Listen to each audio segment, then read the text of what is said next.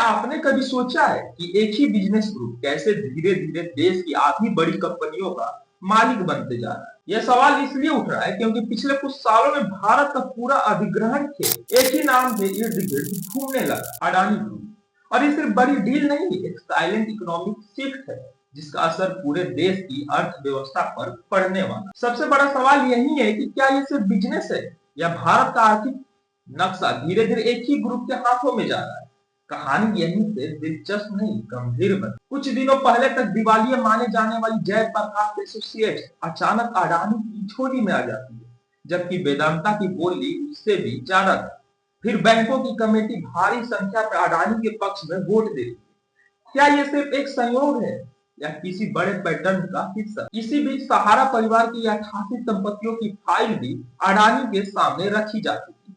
मामला supreme court में है, लेकिन दिशा साफ है, मौका मिला तो अधिग्रहण आगे बढ़ेगा। अब आते हैं उन बड़े सौदों पर जिन्होंने अडानी को रातों रात कई क्षेत्रों का दबंग बना। सबसे पहले अंबुजा सीमेंट और एसीसी, स्विट्जरलैंड की हॉलिसम कंपनी से दोनों दिग्गज सीमेंट कंपनियां खरीद ली गई। एक ही सौदे ने अडानी को भारत का दूसरा सबसे बड़ा सीमेंट निर्माता बना दिया और इस रफ्तार ने पूरे मार्केट को हिला दिया। इसके बाद सॉफ्ट बैंक और एयरटेल की joint venture company ACB energy को अडानी ग्रीन ने खरीदी। इस खरीद के साथ 5 गीगावाट सोलर प्रोजेक्ट एक ही दिन में अडानी के पास आ गए और ऊर्जा के बाजार में ताकत का संतुलन अचानक बदल गया। कोरोना के समय जब हर कारोबार बैठ रहा था, तब जीडीके ग्रुप से एयरपोर्ट कारोबार अडानी के पास चला गया और आज अडानी देश के सबसे बड़ी निजी एयरपोर्ट ऑपरेटर है। मुंबई से लेकर लखनऊ तक कई एयरपोर्ट का मालिकाना बदल गया, लेकिन लोगों को प्रक्रिया तक पता नहीं। इसके बाद एयर वर्कर्स का मामला आया। भारत की सबसे बड़ी विमान मरम्मत और सर्विसिंग कंपनी को अडानी ने बहुत कम कीमत पर खरीदी। इससे अडानी डिफेंस और एविएशन दोनों क्षेत्रों में और मजबूत हो गया।